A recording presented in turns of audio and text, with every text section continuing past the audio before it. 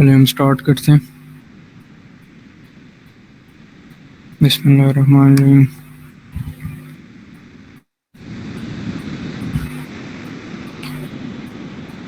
تو آج بیسیکلی ہم ڈاکٹر اسرار کی جو بیان القرآن ہے اس میں ہم دیکھیں گے کہ وہ سورہ فاتحہ کی تفسیر کس طرح سے کرتے ہیں، ان کا کیا ڈفرینٹ پرسپیکٹیو ہے.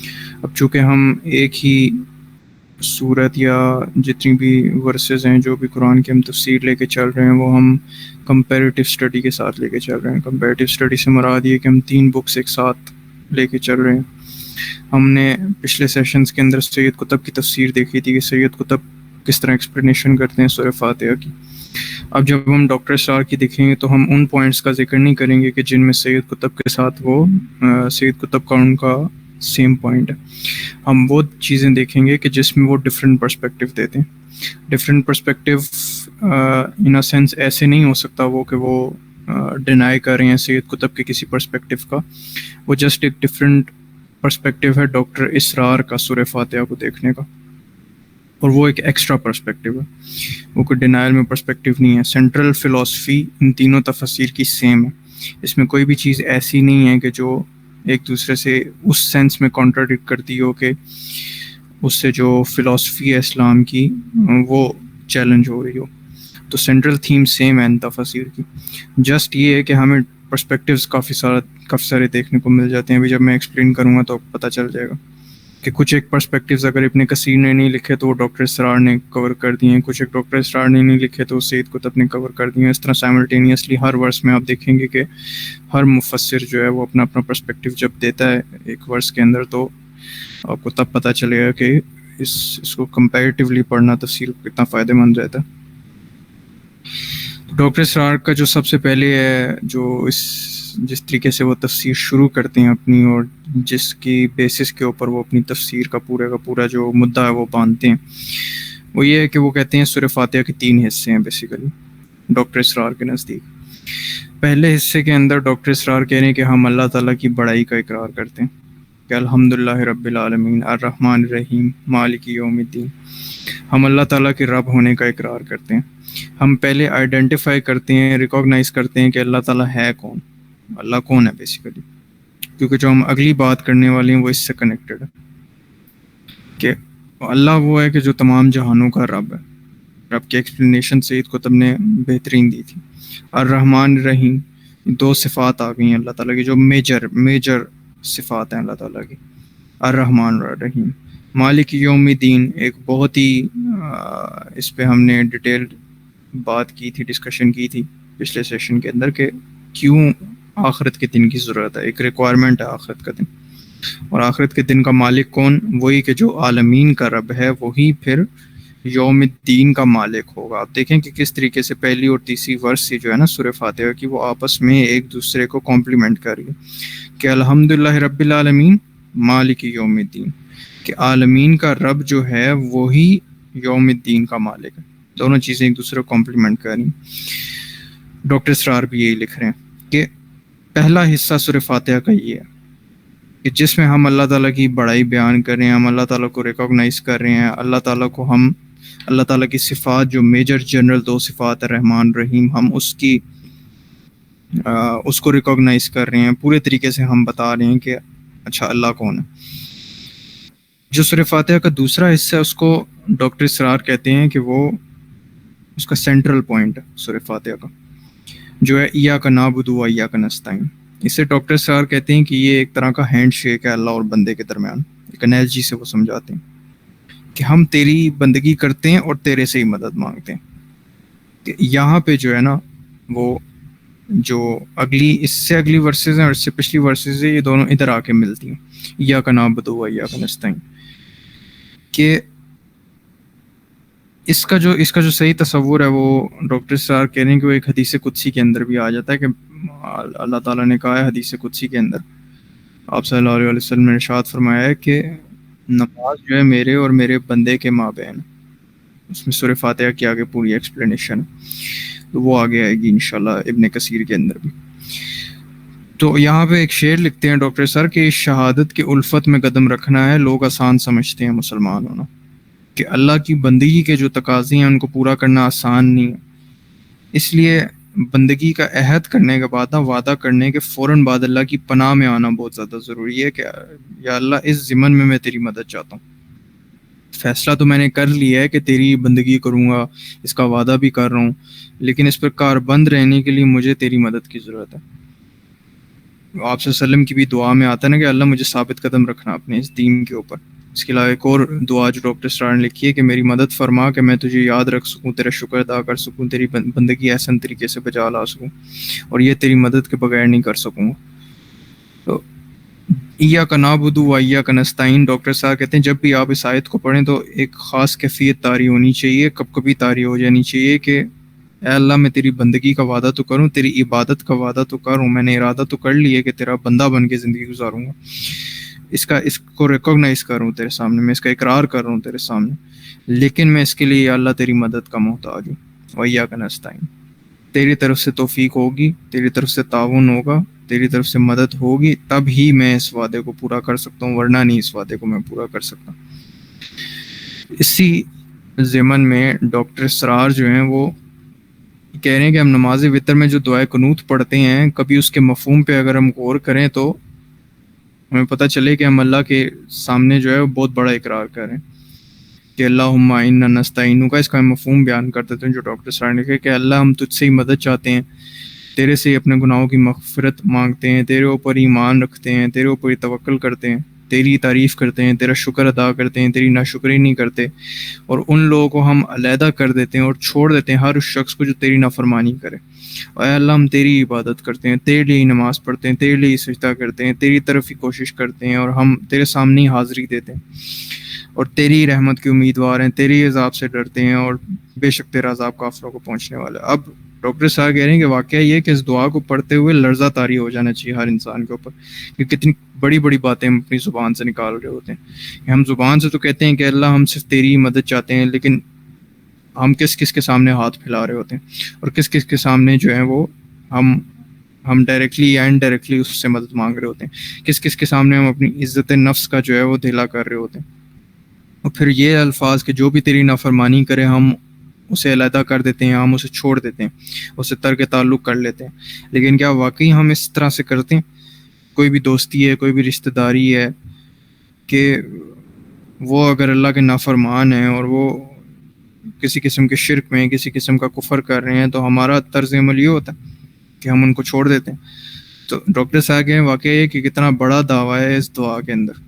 وہ پورا دعویٰ جو ہے وہ ایک ہی جملے کے اندر جو ہے وہ پورا دعویٰ ہم نے سورہ فاتحہ کے اندر کر دیا ہے، ایاک نعبد، کہ ہم تیری عبادت کرتے ہیں اور کرتے رہیں گے.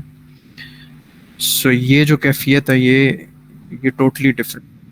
یہ والی جو ایک ورس ہے نا ایاک نعبد، یہ جو ہم اللہ تعالیٰ سے اقرار کر رہے ہیں، ریکوگنائز کر رہے ہیں اس چیز کو کہ اللہ ہم تیری عبادت کرتے ہیں، یہ ڈاکٹر صاحب کہہ رہے ہیں کہ یہ چھوٹی چیز نہیں ہے، یہ وہ سینٹرل پوائنٹ ہے کہ جس کے ارد گرد تمام تر چیزیں پیش کرتی ہیں.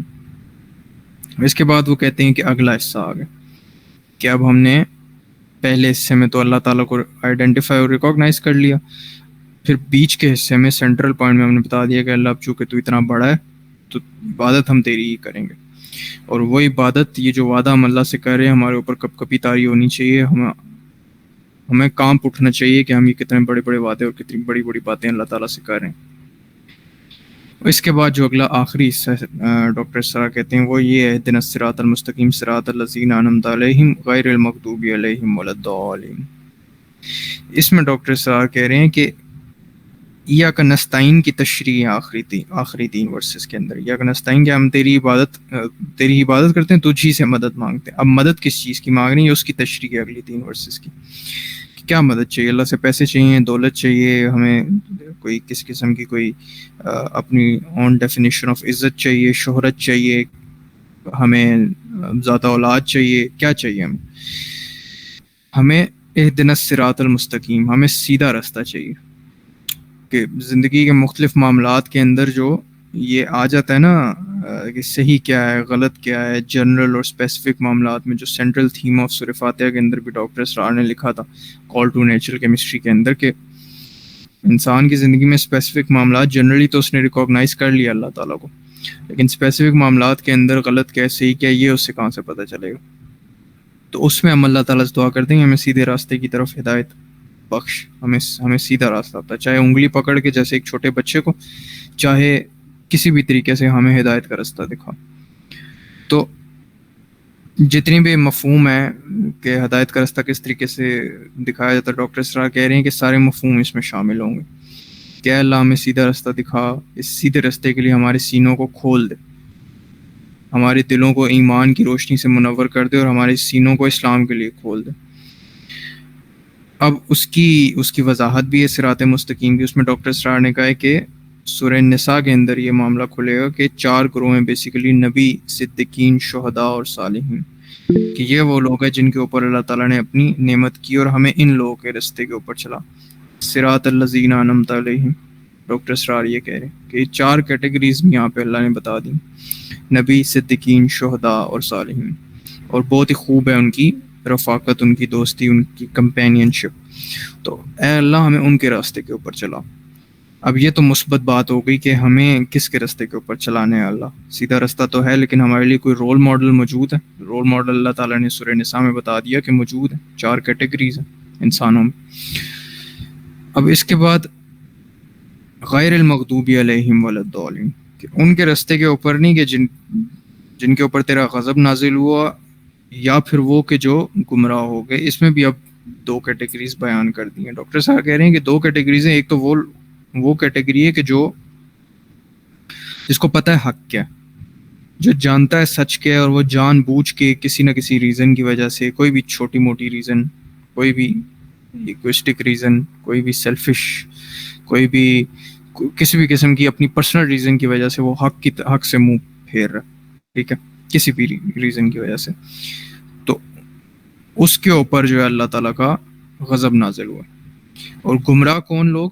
گمراہ وہ کہ جو یہ سمجھتے رہے کہ ہمارے پاس نالج تو ٹرو موجود ہے، لیکن ان کے پاس ٹرو نالج نہیں موجود تھی۔ یہ دونوں ہی بہت ہی خطرناک سٹیٹس ہیں انسان کی، چاہے وہ کسی انسان کی سٹیٹ ہو یا کسی گروپ کی سٹیٹ ہو، یہ بہت ہی خطرناک سٹیٹ ہے کہ ایک تو ایسا انسان ہے یا ایسا گروپ ہے یا ایسی کمیونٹی ہے یا ایسی قوم ہے کہ جو جانتی ہے حق کیا ہے، لیکن وہ جان بوجھ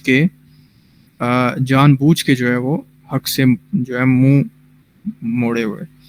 دوسری کیٹیگری اس انسان کی یا اس گروپ یا اس کمیونٹی کی آتی ہے کہ جو یہ سمجھتی ہے کہ ہمارے پاس جو نالج ہے وہ بالکل حقیقت ہے، وہ بالکل سچ ہے، لیکن ایسا حقیقت میں نہیں ہے، ایسا ٹروتھ نہیں ہے، ایسا ریئلٹی کے اندر نہیں ہے۔ ان کے پاس جو نالج ہے وہ ٹرو نالج نہیں ہے۔ اب ان دونوں کیٹیگریز کی ریئل لائف ایگزامپلس کون ہیں؟ وہ یہود اور نصارہ ہیں، جو کوسچن بھی آ گئے نا چیٹ میں۔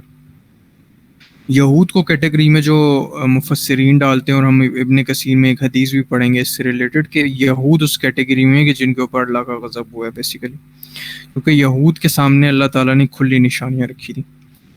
یہود کے سامنے اللہ تعالیٰ نے، یہود جانتے تھے کیا حق ہے، بالکل ان کے سامنے عین واضح تھا۔ ان کے تمام تر جتنی بھی سینسز ہیں نا، ایک انسان کی جتنی بھی سینسز ہیں، دیکھنے کی، سننے کی، سمجھنے کی، ہر ایک سینس سے جو ہے نا اللہ تعالیٰ نے اشکار کر دیا تھا یہود کے سامنے کہ کیا حق ہے اور کیا سچ ہے۔ کرسچنز کو مفسرین اس کیٹیگری کے اندر بہرحال ڈالتے ہیں کہ وہ گمراہ ہوئے ہیں، ان کے پاس جو ٹرو نالج تھی وہ اس کا لاس ہوا ہے، ٹھیک ہے، اور اب ان کے پاس جو نالج ہے وہ سمجھتے ہیں کہ وہ ٹرو ہے۔ اور میں اس دن کسی کرسچن کی ڈیبیٹ سن رہا تھا، وہ ریورٹ ہیں بیسیکلی، مسلمان ہو گئے۔ وہ یہ کہتے کہ بلائنڈ فیتھ ہے کرسچینٹی۔ اگر تھوڑا سا بھی کوئی ایک بھی کرسچن جو دنیا کے اندر موجود ہے، وہ ذرا سا بھی بیٹھے تھوڑی دیر کے لیے اور نیوٹرل مائنڈ سے سوچے نا کرسچینٹی کے اوپر، تو وہ اسی وقت ریورٹ ہو جائے کرسچینٹی سے اسلام کی طرف، یا چلے اسلام کی طرف نہ بھی ہو تو کسی اور مذہب کی طرف ہو جائے، وہ کرسچینٹی چھوڑ دے اگر کوئی بھی کرسچن ہے تو۔ یہ بلائنڈ فیتھ ہے، کیونکہ جو کانسیپٹ آف گاڈ دیا گیا کرسچینٹی کے اندر، وہ کسی بھی ایک سینسیبل سینس کے اندر وہ چیز وہ بیٹھتی نہیں ہے، وہ کمپیٹیبل ہی نہیں ہے کہ میں کس طریقے سے کریٹر اور کریشن کے درمیان فرق کدھر سے کروں، میں کیا فرق کروں۔ تو وہ جو کانسیپٹ آف گاڈ دیا گیا وہاں پہ، جو بھی معاملات وہاں پہ ہیں اس فلاسفی کے ہیں، وہ بلائنڈ فیتھ ہے۔ اس وجہ سے یہ ایک ایسے انسان کی طرف سے آ رہا ہے جو کرسچن ریورٹ ہے، مجھے نام نہیں یاد ایگزیکٹلی ان کا اس وقت، کہ ان کا کیا نام ہے، عبد الوارث گل. عبد الوارث گل، یس، آپ سب کو پتہ ہی ہوگا ان کا. یوتھ کلب کے ساتھ ان کی کوئی ریسنٹ ویڈیو تھی عبد الوارث گل کی، اس میں انہوں نے بتایا تھا کہ میں کرسچینٹی کو ایک بلائنڈ فیتھ کہوں گا. اور بلائنڈ فیتھ تبھی ہوتا ہے کہ جب آپ کے پاس نالج ٹرو نہیں ہوتی. آپ کے پاس جو نالج ہوتی ہے آپ اسے سچ سمجھ رہے ہوتے ہیں. اس کا مطلب ہے نا کہ آپ بلائنڈ فیتھ ہے آپ کا، ٹھیک ہے، آپ کو نظر نہیں آ رہی وہ چیز. لیکن یہود کا تھوڑا سا ڈفرینٹ کیس ہے اس معاملے میں. یس ایگزیکٹلی، آپ نے وہ ورس بھی شیئر کر دی. یہ یہود کے بارے میں آیت، یہ بھی آگے آئے گی انشاءاللہ. تو یہ جانتے تھے یہود، اس لیے یہود کے اوپر اللہ کے غضب کی یہاں پہ بات ہوئی ہے. اور جو گمراہ ہوئے ہیں وہ تو میں اللہ تعالیٰ یہاں پہ پہلے ہی بتا رہے کہ ان دونوں کیٹیگری سے پناہ مانگوں کہ نہ تو اسٹیٹ آف مائنڈ انڈیویجولی تمہاری ایسی ہو کہ تمہارے پاس کوئی حق لے کے اور تم کسی بھی ریزن کی وجہ سے اس سے منہ موڑ لو حالانکہ تمہیں اندر سے پتہ ہو کہ یہ حق ہے، یا پھر تم اپنی نالج کو تمام تر پرسپیکٹو سے جاننے کے بجائے اس کے اوپر اکتفا کر کے بیٹھ جاؤ کہ ہاں بس یہ ٹھیک ہے، میں نے جو بھی اسلامیات کی کتاب کے اندر پڑھا ہے وہ ٹھیک ہے، چاہے وہ authenticated back by original sources ہے یا نہیں، میں نے بس مان لیا. بس جو بھی میرے تک آ گئے، جو بھی میرے بڑے نے مجھے کہہ دی، جو میرے مولوی صاحب نے مجھے کہہ دیا، بس میں نے مان لی. میں اسے وہ کس چیز سے بیکڈ ہے وہ بات، اس کو نہیں ماننا، میں نے اس کو نہیں پڑھنا میں نے. تو یہ جو دو کیٹیگریز ہے اس سے اللہ تعالیٰ نے ہمیں پہلے خبردار کر دی ہے کہ یہ تو ایک شروع میں تو مائنر ڈیویشن ہی ہوتی ہے، جیسا کہ ہم نے سینٹرل تھیم کے اندر دیکھا تھا. ڈاکٹر صاحب نے کہا تھا شروع میں مائنر ڈیویشن ہی ہوتی ہے، 10 ڈگری کی ڈیویشن ہوتی ہے رستے سے. لیکن وہ جب آپ اس رستے پہ بس چل پڑتے ہیں نا تو ڈیویشن پتہ چلتا ہے پورے کے پورے آپ کو اس رستے سے ہی الگ لے گئی ہے. سڑک پہ بھی جب آپ چلتے ہیں نا تو ایک ہلکی سی بھی آپ اگر لیفٹ یا رائٹ ہوتے ہیں نا اور اسی پہ رہتے ہیں نا، اسی روڈ کے اوپر اپنی ڈائریکشن چینج نہیں کرتے تو آپ کو آپ کے اصلی رستے سے بہت دور لے جاتی ہے. تو یہ کہہ رہے ہیں ڈاکٹر صاحب کہ اس قدر سینسٹیو معاملہ ہے. اس کے بعد جو ہے وہ حدیث قدسی ایکسپلین کی، اسے ہم ابن کثیر میں کریں گے کیونکہ وہ وہاں پہ زیادہ سوٹیبل اور زیادہ ویل ایکسپلینیبل ہے ابن کثیر کی طرف سے. اور یہیں تک ہے ڈاکٹر اسرار کی جو تفسیر ہے، جو ان کے ڈفرینٹ پرسپیکٹو سے، وہ یہی 2-3 تھے. باقی وہی سارے سیم کانسیپٹس ہیں جو کہ سید قطب کے ہم کانسیپٹس دیکھ چکے تھے. وہ آپ میں سے کسی کا کوئی بھی کوشچن ہے تو وہ کر سکتا ہے.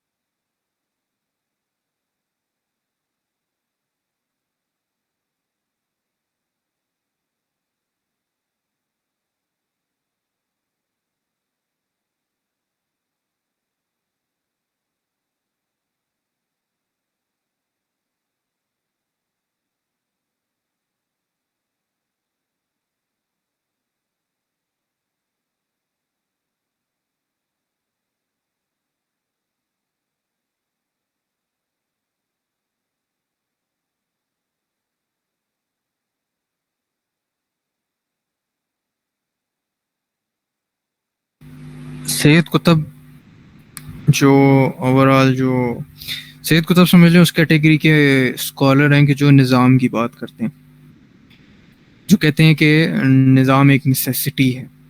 سید قطب جو آگے ہم ان کی مرتد کی ایکسپلینیشن پڑھیں گے نا کہ مرتد کو قتل کیوں کیا جاتا، اس میں انہوں نے ایکسپلین کیا ہوا ہے. جی ایجپشین اسکالر ہیں. ان کے لیے جو نظام کے اگینسٹ ہیں، جو نظام کے اگینسٹ ہیں اسکالرس، جو کہتے ہیں کہ نہیں نظام کا کوئی چکر نہیں ہے اسلام کے اندر، وہ ان کے اگینسٹ ہیں سید قطب کے، وہ ان کو کرٹیسائز کرتے ہیں. لیکن جو نظام کو سینٹرل پوائنٹ دیتے ہیں وہ سید قطب کو پوری کی پوری آئیڈیالوجیکل سپورٹ دیتے ہیں. اور ان کو یونائٹڈ اسٹیٹس کی سوسائٹی اور کلچر کی طرف سے جو ہے وہ پوری انٹینس قسم کی ڈس اپروول ہے، انٹینس قسم کی ڈس اپروول، کیونکہ سید قطب بھی ان کو جو ہے وہ ٹوٹلی مٹیریلسٹک اور obsessed with وائلنس سمجھتے تھے. یہ ان کی بیسز مٹیریلزم ہے. اور آپ سمجھ لیں کہ کافی جو مولانا مودودی اور سید قطب کی جو آئیڈیالوجی ہے نا اس میں آپ کو کافی وہ ملے گا، سیم پوائنٹس ملتے ہیں آپ کو. آپ کو کنورجنس ملے گی ان دونوں کی آئیڈیالوجی کے اندر، جو سید قطب اور مولانا مودودی کی آئیڈیالوجی ہے. تو نظام والی بات ہے، انہوں نے مرتد کی بھی ایکسپلینیشن یہی دی تھی کہ جب ایک ملک کا قانون ہے، اور وہ جیسے ساحل ادیم نے بھی اپنے کسی ایک سیشن میں بتایا تھا کہ جو ملک کا قانون ہے اس کا کوئی باغی ہوتا ہے تو اسے قتل کرتے ہیں نا. یو ایس کے قانون کے باغیوں کو قتل کرتے ہیں، پاکستان کے قانون کے باغیوں کو قتل کرتے ہیں. تو اسلام میں مرتد کی سزا قتل کیوں ہے، یہ مجھے ایکسپلین کر دے کوئی. اس پہ انہوں نے بتایا تھا کہ یہ اس وجہ سے ہے کیونکہ اسلام بھی قانون ہے. اگر کوئی اس قانون کا باغی ہوگا تو اسے بھی قتل ہی کیا جائے گا آبویسلی. اگر آپ ملک کے نام پہ کسی کو قتل کر سکتے ہیں کہ پاکستان کے قانون کے اگینسٹ کوئی جاتا ہے تو اسے قتل کیا جائے گا، یا آپ یونائٹڈ اسٹیٹس، یہ کانسٹیٹیوشن کے اندر لکھا ہوا ہے، یہ ساری چیزیں کانسٹیٹیوشن میں لکھی ہوئی. تو سید قطب کہہ رہے ہیں کہ یہ چیز پروف کرتی ہے مرتد والا کانسیپٹ کہ اسلام قانون ہے ایک بھائی. اگر اس قانون کے اگینسٹ کوئی جائے گا تو اس کے ساتھ وہی ہوگا جو انسان کی نیچرل سینسز میں پورا پراپر الائن بیٹھتا کہ ایک ایسے انسان کے ساتھ کیا کرنا چاہیے کہ جو قانون ہی نہیں مانتا. How can we understand about all the aliens? یہ پاسبل ہی نہیں ہے کہ ہم تمام تر عالمینس کے بارے میں انڈرسٹینڈ کر سکیں، کیونکہ میں نے جو عہد الست والی بات کی تھی نا کہ اللہ تعالیٰ سے ہم وعدہ کر کے آئے ہیں، مگر وہ چیز ہمیں یاد نہیں ہے، کیونکہ نیورو بایولوجسٹس بھی اور اللہ تعالیٰ بھی، جو اللہ تعالیٰ کی فلسفی جو اللہ تعالیٰ نے قرآن کے اندر ایکسپلین کی ہے وہ بھی. اس کے علاوہ جو ہمارے جو سائنسی دنیا کے نیورو بایولوجسٹس ہیں یا جتنے بھی جو دماغ کے اوپر ریسرچ کریں، وہ سارے وہ کیٹیگری ہے. سب کے سب یہ کہتے ہیں کہ زمین کے اوپر ہمارا جو دماغ ہے وہ لمیٹڈ ہے، ہم پورے طریقے سے کانشیس نہیں ہیں. تو ہم کس طریقے سے تمام تر عالمین کے بارے میں انڈرسٹینڈ کر سکتے ہیں؟ ہم نہیں کر سکتے، نو پاسبلٹی. ہم اتنا ہی کر سکتے ہیں جتنی ہماری حد ہے، جتنی ہماری لمٹ ہے، ہم اتنا ہی کر سکتے ہیں. اور ہم میں سے کسی کو نہیں پتا ہماری لمٹ کتنی ہے، لیکن اتنی لمٹ کسی کی بھی نہیں ہے کہ وہ تمام تر عالمین کے بارے میں انڈرسٹینڈ کر سکے. پاسبلٹی ہے ہی نہیں اس چیز کی، کیونکہ ہمیں تو ابھی تک یہ نہیں پتا کہ عالمین کا کوئی نمبر ہے، عالمین کتنے ہیں، مطلب اس عالمین میں کیا کیا چیزیں آتی ہیں. کیونکہ تفسیر ابن کثیر میں ہم پڑھیں گے، ابن عباس کی تو کوٹ یہ ہے کہ عالمین میں اللہ تعالیٰ کے علاوہ سب کچھ آتا ہے، سب کا سب. کوئی نمبر کوئی بھی نہیں بتا سکتا عالمین کا کیا. تو عالمین بہت بڑا ہے، ہماری اس ذہن میں نہیں بیٹھ سکتا وہ.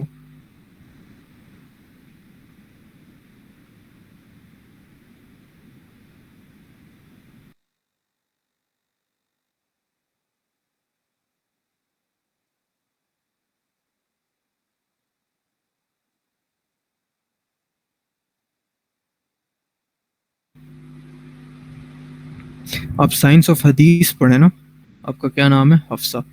حفصہ آپ سائنس آف حدیث پڑھیں نا.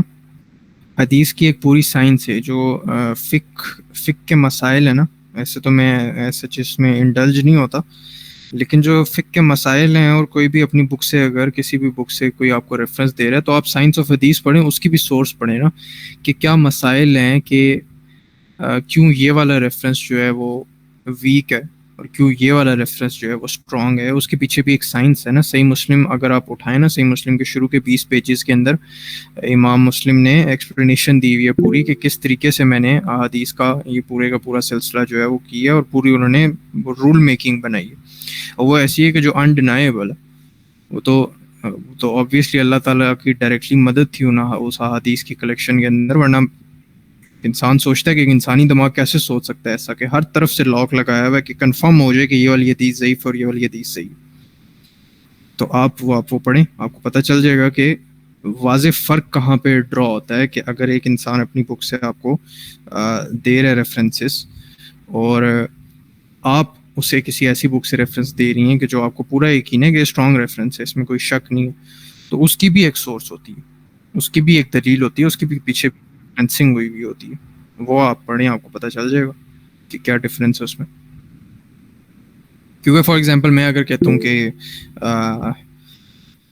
لیٹ سے میرے پاس میں کسی ایتھیسٹ سے ڈیبیٹ کروں سائیکالوجی کے اوپر، میں اسے کوئی حدیث بتاتا ہوں صحیح مسلم سے، اور وہ مجھے کسی کتاب سے بتا دیتا ہے، لیٹ سے وہ ڈارک سائیکالوجی سے مجھے کوئی مثال دے دیتا ہے جو کہ غلط بات ہے، تو میں اس سے پھر یہ نہیں کہوں گا کہ میرا ریفرنس زیادہ اسٹرانگ ہے اور تمہارا ریفرنس ویک ہے، چونکہ تم نے اس بک سے، میں اس کو اس بک کی جو ریفرنسنگ جس طریقے سے ہوئی ہے نا، میں پہلے اس کی بات کروں گا اس سے، کہ جو سائنس آف ریفرنسنگ ہے نا اس پہ آ جاؤ پہلے، کہ ریفرنسنگ کی کیا سائنس ہے، کیوں میں نے جو آپ کو دلیل دی ہے وہ زیادہ اسٹرانگ ہے ان پرسپیکٹیوز کے اندر.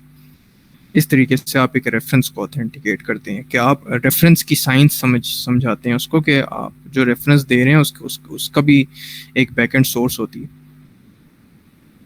نو one has achieved it about aliens کی انڈرسٹینڈنگ. یہ تو میں نہیں کہہ سکتا، جسے اللہ چاہے دے، جسے اللہ نہ چاہے دے، لیکن بات یہ ہے کہ جو عالمین ہے نا، یہ بولنے میں آسان لفظ ہے، لیکن اسے انڈرسٹینڈ کرنا آسان نہیں، آلموسٹ امپاسبل ہی ہے کہ عالمین کے اندر کیا کیا چیزیں آتی ہیں.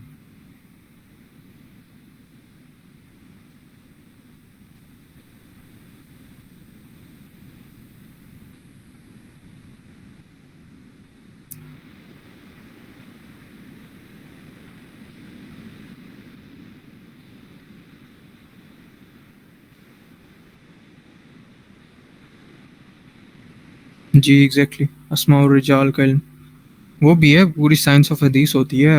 اسماء الرجال ہوتا ہے کس طریقے سے حدیث مختلف بکس کے اندر کانٹرڈکٹ کر رہی ہے، نہیں کر رہی ہے، کافی ساری چیزیں ہوتی ہیں اس کے پیچھے. محدثین نے اپنی پوری زندگی لگائی ہوتی ہے اس کے پیچھے. جی جی بالکل.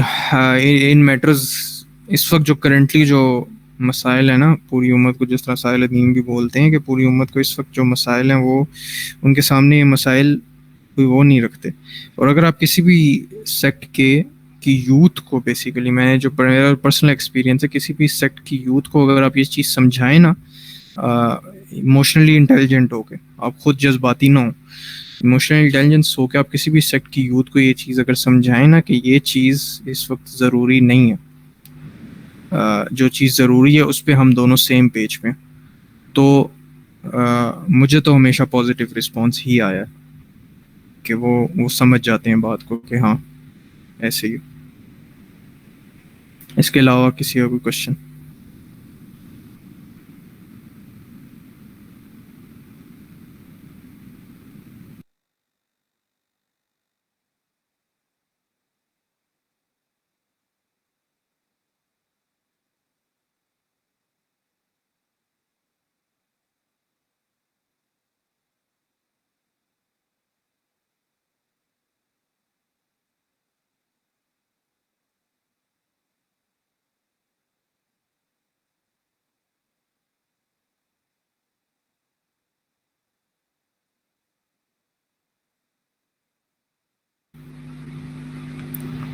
ٹھیک ہے پھر، آئی گیس اگر کسی اور کا کوئی کوشچن نہیں ہے تو ہم پھر میٹنگ اینڈ کرتے ہیں انشاءاللہ. پھر نیکسٹ ویک ہم ابن کثیر کی سورہ فاتحہ کی تفسیر دیکھیں گے.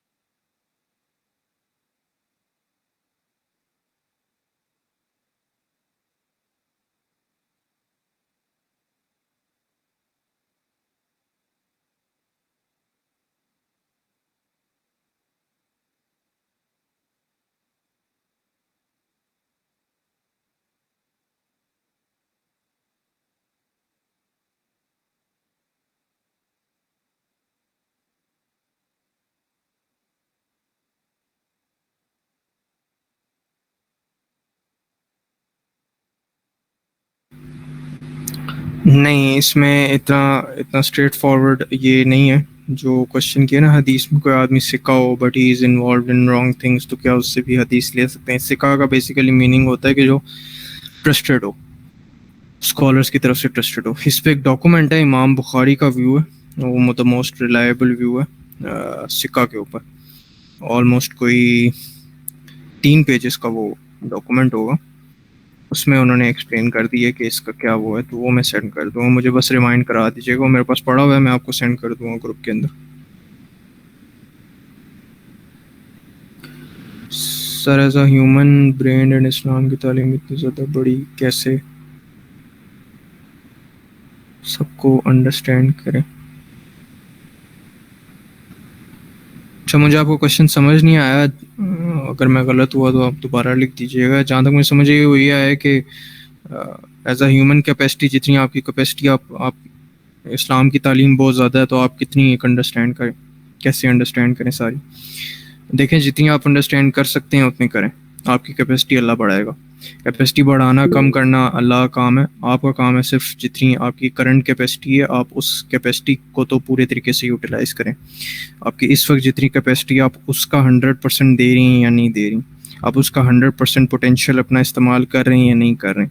اگر تو آپ نہیں کر رہے تو پھر آپ قصوروار ہیں. اگر آپ کر رہے ہیں 100% پوٹینشیل، تو پھر اللہ تعالیٰ نے انسان کی کا جو جسم ہے نا، وہ اسی طریقے کا بنایا ہے کہ وہ اس کی کیپیسٹی بڑھ جاتی ہے، اس کی کیپیسٹی بڑھا دیتا ہے. اس کا جسم، اس کا دماغ بڑھ جاتا ہے، اس کا جسم بڑھ جاتا ہے. آپ جتنی زیادہ ایکسرسائز کرتے ہیں آپ کا اتنا زیادہ جسم بڑھنا شروع ہو جاتا ہے.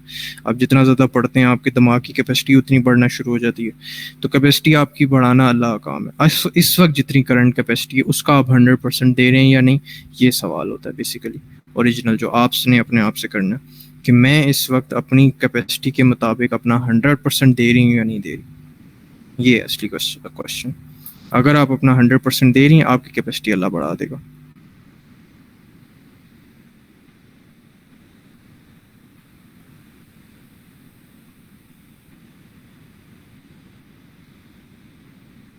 نہیں، مکی اور مدنی صورت جو تو جتن نازل ہوئی ہیں وہ تو وہیں پہ نازل ہوئی ہیں نا، اس میں تو کوئی معاملہ نہیں ہے دوسرا.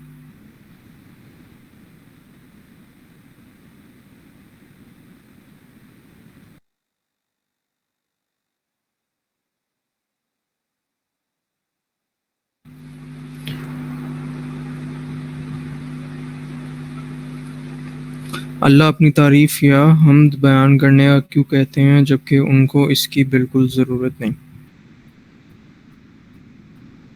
اس کے بھی کافی سارے پرسپیکٹیوز ہیں، کافی سارے جواب ہیں، مختلف اسکالرز نے دیے ہوئے ہیں آلریڈی.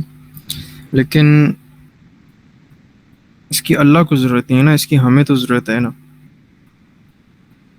ہماری تو ایگزسٹنس نہ ہوتی تو بھی اللہ تعالیٰ کو. اسے ذرا ہولسٹک پوائنٹ آف ویو سے سوچیں.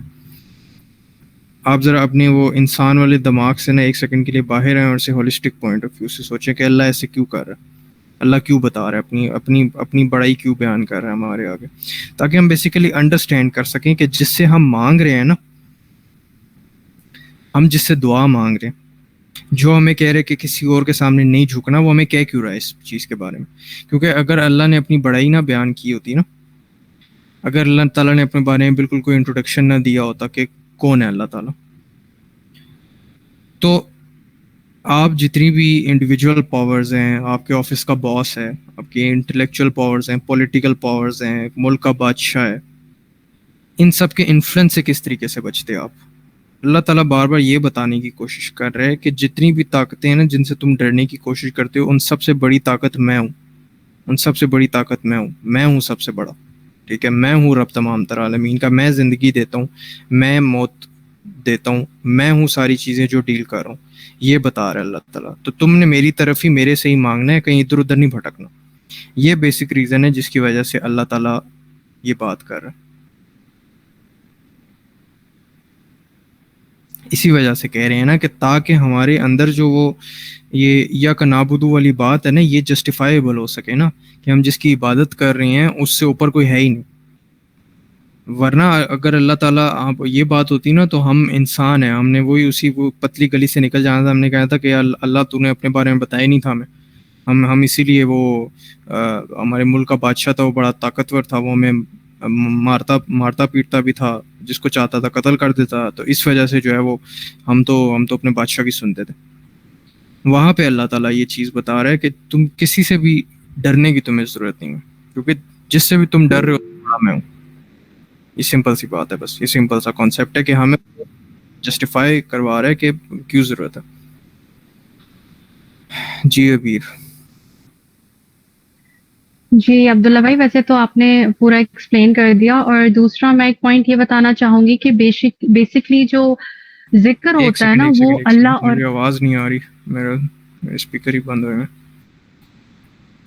جی میری آواز باقی سب کو آ رہی ہے؟ آپ کو آ رہی ہے ابھی میری آواز؟ اب آ رہی ہے. جی آ رہی ہے. میں کہہ رہی تھی عبداللہ بھائی، ویسے آپ نے تو بہت اچھا ایکسپلین کر دیا. میں تھوڑا سا اس میں ایڈ یہ کرنا چاہ رہی تھی، یہ جو سسٹر نے پوچھا تھا. تو بیسکلی یہ ہماری ضرورت ہے، کیونکہ ہماری سول کی جو کنیکشن ہے نا وہ ڈائریکٹلی اللہ سے جب جڑتی ہے تو وہ ذکر جو ہے وہ اس چیز کو بیسکلی اسٹرینتھن کرتا ہے، ہماری کنیکشن اور ایک کنیکٹیوٹی بلڈ کرنے کا ایک ذریعہ ہوتا ہے. تو اس میں اللہ کو ہرگز ضرورت نہیں ہے، بیسکلی یہ ہمیں ضرورت ہے. اور ذکر دراصل جو اس کے ہم اسپرٹ اور اس کے ایسنس کو دیکھیں تو it is something which is related to your soul.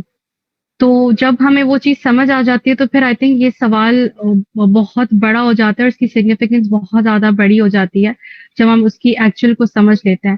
تو جیسے آپ نے ایکسپلین کیا کہ وہ اگر یہ چیز ہماری کہیں نہ کہیں ختم ہو جاتی ہے، ٹوٹ جاتی ہے نا، تو پھر وہ اللہ تعالیٰ کے ساتھ کنیکٹیوٹی ہماری ختم ہو جاتی ہے.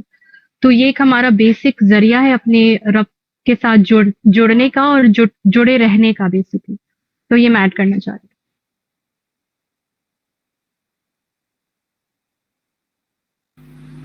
جی ایگزیکٹلی پرفیکٹلی ایکسپلینڈ کہ اللہ تعالیٰ جو ہے نا وہ یہ یاد رکھیے کہ اللہ تعالیٰ نے جو قرآن میں بھی اپنے بارے میں ایکسپلین کی ہے نا، وہ ہم کبھی بھی اللہ تعالیٰ کو اس کی کمپلیٹ اس میں نہیں سمجھ سکتے کہ اللہ کون ہے. وہ ہمارے لیے اللہ تعالیٰ نے قرآن میں ایکسپلین کیا اپنے آپ کو. یہ چیز ہمیشہ یاد رکھیے گا. اچھا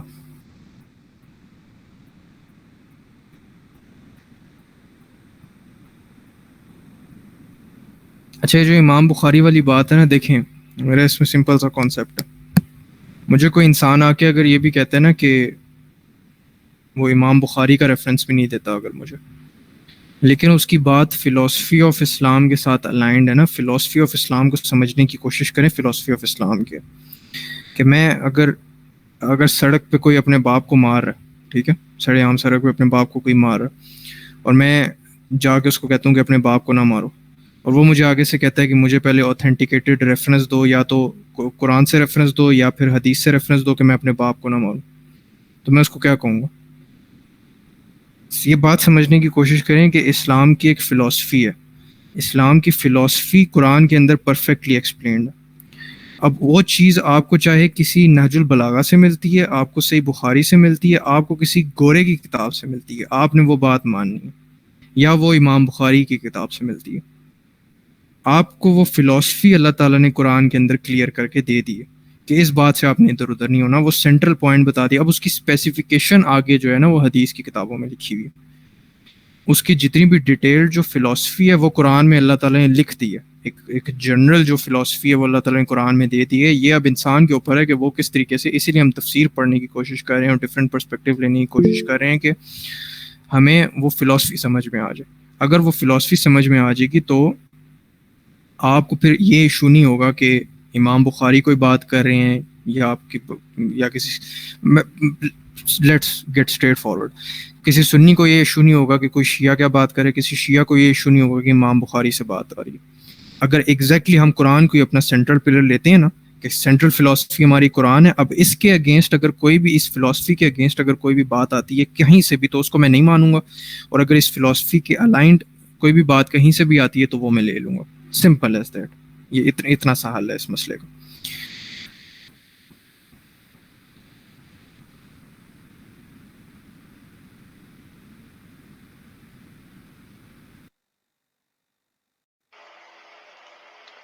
کسی بھائی بہن کا کوئی اور سوال ہے یا وائنڈ اپ کریں اس کو؟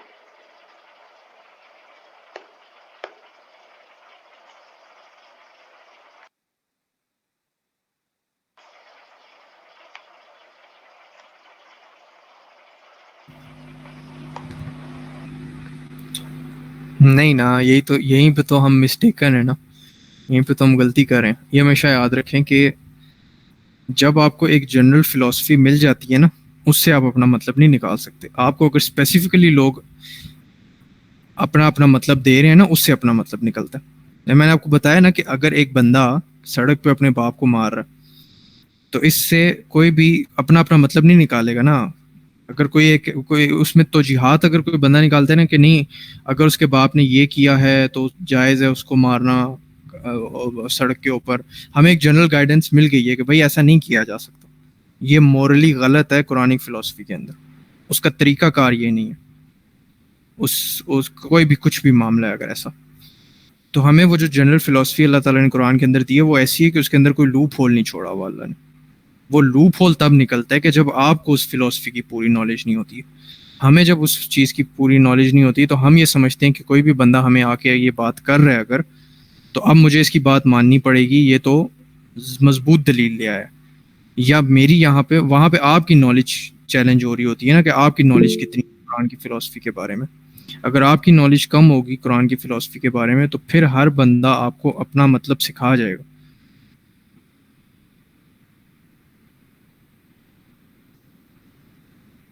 جی ابیر آپ. جی عبداللہ بھائی، یہ جو بہن نے بات کی ہے تو میں ذرا اس کو یہ بات اس کو فردر کرنا چاہ رہی تھی کہ دیکھیں قرآن جب بھی ہم پڑھتے ہیں تو بیسکلی کچھ رولز ہوتے ہیں، کچھ جو ہماری آیات ہوتی ہیں اس کی ایکسپلینیشن جو ہے وہ قرآن سے ہی ہو رہی ہوتی ہے، اور کچھ لوگ ایسا کر جاتے ہیں کہ آپ کو آیات کو آپ مطلب ایک آیت کو پورا بھی نہیں پڑھ رہے ہوتے. تو یہاں پہ جیسے عبداللہ بھائی نے بات کی کہ یہاں پہ پھر ہمیں اپنا ہوم ورک کرنا پڑے گا، ہمیں خود محنت کرنی پڑے گی. اور یہ جو بات انہوں نے کی ہے یہ بالکل ٹھیک ہے کہ اگر آج کل باقی مس گائیڈ ہونے کے بہت زیادہ چانسز ہو گئے تو یہی وجہ ہے کہ پھر انسان کو خود تھوڑی محنت کرنی پڑے گی. اگر آپ قرآن کی کوئی ایک آیت ہے اور آپ کو لگ رہا ہے کہ اس کے اندر کوئی آپ کو مس گائیڈ کر رہا ہے تو آپ اسی کی دیکھیں کہ قرآن کی دوسری آیات تو اس کو نہیں فردر ایکسپلین کر رہی ہیں یا اس کی ایکسپلینیشن یا اس کی تفسیر نہیں کر رہی ہیں، پھر آپ اس کو احادیث میں دیکھیں اور الٹیمیٹلی اللہ تعالیٰ سے گائیڈنس مانگے. انشاءاللہ تعالیٰ بندہ نہیں ایسے گمراہ ہوتا، اور یہ اتنی زیادہ جن چیزوں پہ گمراہ کیا بھی جاتا ہے تو وہ ایشوز اتنے زیادہ میجر نہیں ہوتے. تو بس میں یہ بات کرنا چاہتی ایگزیکٹلی. اب میں آپ کو اس کی مثال دیتا ہوں. سورہ بقرہ شروع کرنے سے پہلے نا میری ایک اپنی تھوڑی سی نا ایک چھوٹی سی پرسنل ریسرچ تھی کہ میں یہ میری بیسیکلی ایک ڈبیٹ چلی تھی، ایک وہ حدیث کسی قسم کی بھی حدیث کو نا، وہ بیسیکلی گامدی صاحب کے اسٹوڈنٹ تھے. وہ یہی کہتے کہ ہم قرآن کی صحیح کے ٹیکسٹ کو ہی فالو کرتے ہیں. آپ سب کو ہی پتہ ہے کہ ان کا کیا پوائنٹ آف ویو ہوتا ہے کہ ہم حدیث کو حجت نہیں مانتے. تو اس ٹائم کے اوپر میں نے ان کے ساتھ جو میرا ٹاپک جو میری ڈبیٹ چل رہی تھی وہ یہ تھی کہ دین اسٹیبلش ایز اے نظام پولیٹیکلی فرض ہے یا نہیں. اب وہاں پہ ان کی اور میری ڈبیٹ چل رہی تھی اور میرے ذہن میں حدیثیں آ رہی تھی. میں ان کو حدیث بتا دو، کہتے بھائی حدیث تو ہم حجت مانتے ہی نہیں. وہاں سے پھر میں نے کوشش کی کہ میں دیکھوں کہ میں قرآن سے کچھ لٹرل ٹرانسلیشن ہی مجھے مل جائے کہ میں یہ پروف کر سکوں کہ حجت ہے. اب یقین کریں کہ میں نے صرف دین کا جو ورڈ ہے نا، دین کا جو ورڈ ہے اس کے اوپر میں سمپل اسلام 360 پہ گیا اور جتنی مجھے اس سے ریلیٹڈ ورسز مل سکتی تھی میں نے دیکھی، اور تھرو لٹرل ٹرانسلیشن ہی وہ چیز پروو ہو گئی 10 سے 15 ورسز کے اندر کہ جو اسلام ہے نا وہ individual political social economic system ہے جو اللہ تعالیٰ دین کے ورڈ کو مختلف ورسز کے اندر لا کے ایکسپلین کر رہا ہے، اور میں ہمیشہ جب بھی سورہ بقرہ شروع کرنے لگتا ہوں نا اس سے پہلے میں ان ورسز سے لازماً گزرتا ہوں کہ کسی کے ذہن میں یہ شک نہ رہ جائے کہ ہم یہ ضروری نہیں ہے یا فرض نہیں ہے ہمارے اوپر کہ ہم individually politically socially economically scientifically اس چیز کو اسٹیبلش کرنے کی کوشش کریں. اس دین کو جو ہم سمجھ رہے ہیں ہم ان 5 پرسپیکٹیوز میں اس چیز کو سمجھنے کی کوشش کریں. یہ ان لٹرل ٹرانسلیشن، اور یہاں پہ بھی میں اسی طرح کروں گا کہ جب ہماری سورہ فاتحہ کمپلیٹ ہو جائے گی اس پر میں وہ 15 ورسز کی لٹرل ٹرانسلیشن آپ لوگوں کو بتاؤں گا، اور آپ لوگ خود سوچئے گا اس پہ کہ یہ چیز پروو نہیں ہو رہی ہے کیا. اب وہی ورسز جب میں نے ان کو پڑھائی تو ان کو پھر سمجھ آ گئی بات کہ ہاں یہ تو پروو ہو رہا ہے کہ اس میں تو اللہ تعالیٰ نے کوئی لوپ ہول ہی نہیں چھوڑا کہ ہم کیا دوسری بات کریں. ایک ورس میں اگر کوئی بات نکلتی بھی ہے تو دوسری ورس اس کو کمپلیمنٹ کر دیتی ہے، دوسری ورس اس کو کمپلیٹ کر دیتی ہے.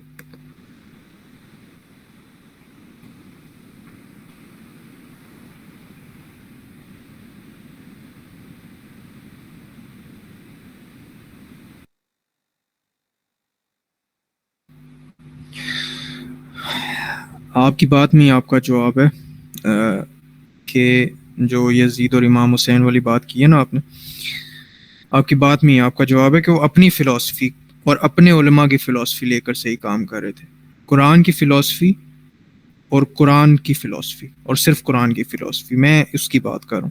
قرآن کی فلسفی بہت ہی کلیئر ہے، بہت ہی کلیئر ہے. قرآن کی فلسفی میں اللہ تعالیٰ نے کوئی لوپ ہول نہیں چھوڑا. میں نے آپ کو بتایا نا کہ اللہ تعالیٰ نے جب سب سے پہلے یہ بات کر دی نا، ابھی جو ہم نے ورس پڑھی ہے کہ ہمیں 2 قسم کی کیٹیگریز سے بچائیں. وہ 2 قسم کی کیٹیگریز کون ہے کہ ایک تو وہ کہ جو سمجھتے ہیں کہ ہمارے پاس ٹرو نالج ہے، اور دوسرے وہ کہ جو حق جانتے ہیں لیکن جان بوجھ کے منہ موڑتے ہیں اس سے. یہ 2 بہت ہی خطرناک سٹیٹس ہیں. آپ یہ سمجھنے کی کوشش کریں اس چیز کو کہ دنیا میں جو بھی بڑی بڑی اسکیم آف ورلڈ چینج ہوتی ہے نا ٹورڈز اے نیگیٹو سسٹم یا ٹورڈز اس سسٹم کے جو کہ اللہ کے سسٹم کے اگینسٹ ہے، وہ یہی 2 کیٹیگریز والے کرتے ہیں. یہی 2 کیٹیگریز ہوتی ہیں جو وہ کام کرتی ہیں، کہ جو جانتے بوجھتے ہیں اور جان بوجھ کے حرکتیں کرتے ہیں، اور یا پھر دوسرے وہ کہ جو بلائنڈ فیتھ میں مارے جاتے ہیں. اور انہی 2 سے بچنے کی بات کی. اسی لیے آپ کی بات میں آپ کا جواب ہے کہ اپنی فلسفی نہیں نہ لے کے چلنی. اپنی فلسفی کا یہی مطلب ہوتا ہے کہ آپ اپنا کتارسس ہی نہیں کر رہے، کہ آپ جو فیصلہ کر رہے ہو وہ influence by someone else ہے یا پھر انفلوئنس بائی قرآن ہے. اگر وہ فیصلہ انفلوئنس بائی قرآن ہوتا تو آج ہم سب ان کو غلط نہ سمجھ رہے ہوتے، لیکن ہم سب کو پتہ ہے کہ وہ فیصلہ انفلوئنس بائی قرآن نہیں تھا. ہم سب کو پتہ ہے، اور موسٹ پروبیبلی ان کو خود بھی پتہ تھی یہ چیز کہ یہ فیصلہ انفلوئنس بائی قرآن نہیں ہے. لیکن اللہ تعالیٰ نے پہلی 2 کیٹیگریز بیان کر دی کہ 2 قسم کی کیٹیگریز ہر وقت موجود ہوں گی، ان سے بچنا ہے. وہ 2 قسم کی کیٹیگریز کون سی ہیں کہ ایک جانتے بوجھتے ہیں، جان بوجھ کے حرکتیں کرتے ہیں، اور دوسرے بلائنڈ فیتھ والے ہیں. ان کیٹیگریز سے بچنا ہے. تو یہ ہے جو قرآن کی فلسفی ہے، وہ پریٹی اسٹریٹ فارورڈ.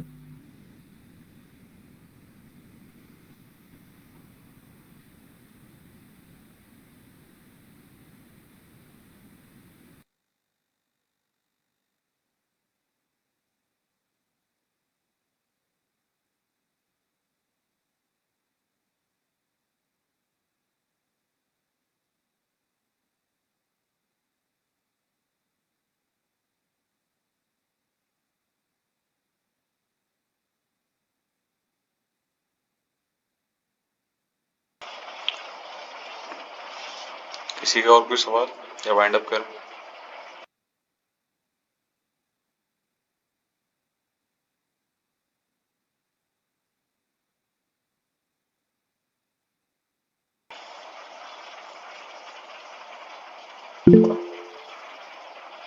جی دیا بولیے.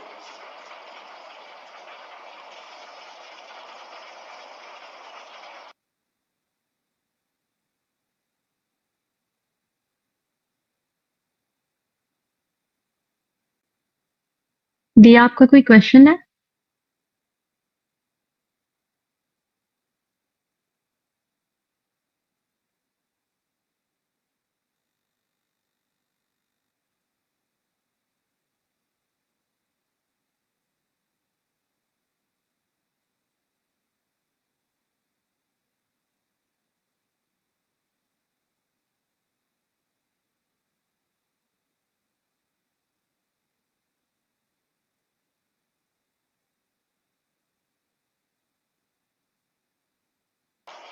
چلیں جی، جزاک اللہ خیر آج کے سیشن کا.